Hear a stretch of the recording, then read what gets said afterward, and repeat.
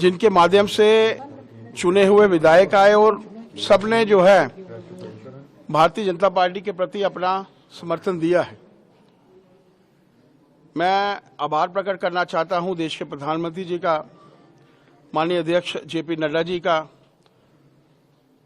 माननीय अमित शाह जी का, कि जिनके माध्यम से मुझे इस सीट के ऊपर उतारा गया। और आप सोच लीजिए, समझ लीजिए और ध्यान में हम सबके रहना चाहिए कि 28 हमारे मेंबर थे, लेकिन 4 मेंबर्स ने अपनी अंतरात्मा से भारतीय जनता पार्टी को वोट दिया, नरेंद्र भाई मोदी जी को समर्थन दिया। ये सीधे तौर पर दर्शाता है कि प्रधानमंत्री जी के प्रति लोगों के मन में, विधायकों के मन में कितना प्यार है। सेवक बनकर मैं 6 वर्ष तक लोगों की सेवा करूंगा, लोगों के बीच में रहूंगा।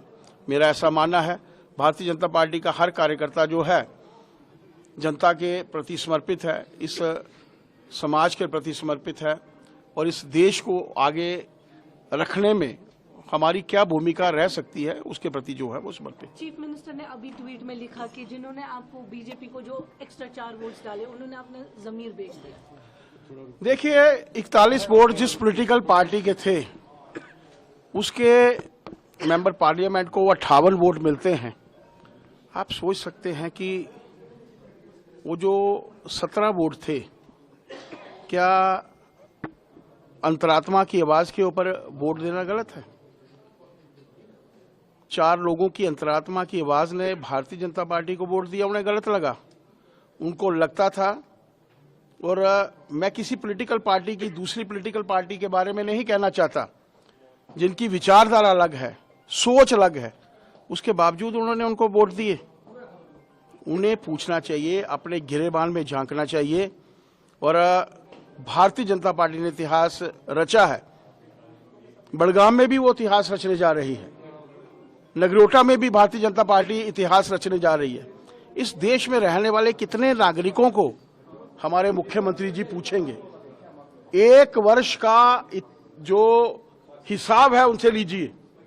इस 1 वर्ष के अंतराल में उनके माध्यम से क्या कार्य हुए हैं, कितनी प्रमोशंस हुई हैं, कितनी ट्रांसफर्स हुई हैं, वो हिसाब लेने की आज आवश्यकता है। जितने लोगों ने वोट दिए हैं उन्होंने अपनी अंतरात्मा के साथ भारतीय जनता पार्टी को वोट दिए हैं, ये कोई मायने नहीं रखता।